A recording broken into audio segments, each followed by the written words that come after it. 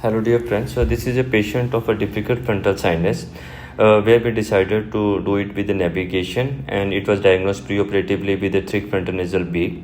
So with navigation and reload procedure we are dealing this patient. For such a patient we know his difficulty level will be high, so we started to do frontal sinus first. So in that process we are just removing the upper part of the uncinate process. Here we are removing the upper part of the uncinate process and then make a corridor keeping the middle turbinate and one side and the lateral orbital wall on the other side.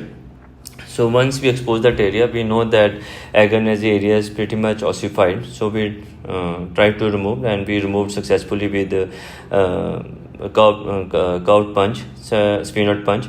So all the ossified area was removed, and after removing, now we are seeing the polyps in the frontal recess area. So this corridor is very important. Also, we confirm the location with the navigation. So navigation assisted surgeries for such sort of patients are very important.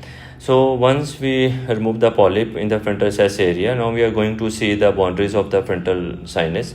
So there was lot of narrowing of the frontal sinus. So now you are seeing this frontal sinus is already very opening is very thinned out and very narrow, and on that there is lot of secretion inside, and then fungus was occluding the frontal area.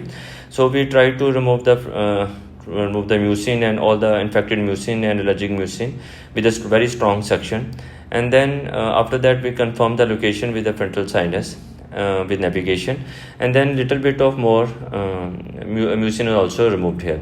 So that is not enough, we have to see the frontal and that nicely. So we see there is lot of thickening and lot of occlusion by the orbital plate which was occluding the frontal sinus. So we decided to go ahead with the orbital transposition method.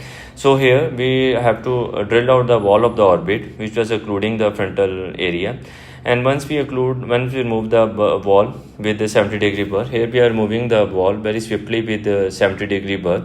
And once this wall is fully removed, so automatically frontal recess will come into the view and opening of the frontal sinus can be seen. So the whole concept is that we have to remove the wall and then push the contents of the orbit more laterally to see inside the frontal sinus. For such a patient, this much of removal is enough. So here you see that we have removed, and then contents we are pushing, and once we are pushing the contents more laterally, so we can go inside the frontal. So here we inspected the frontal sinus with a 70-degree endoscope, and there was nothing inside the frontal sinus now. And this is how you are going to follow the patient in the OPD with your 0-degree endoscopes. So irrigation is also in a 0-degree view.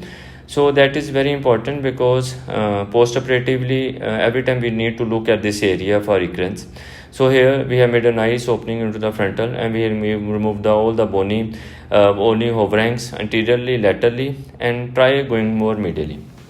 That is, and with the help of navigation, such patient can be very easily dealt. Thank you so much.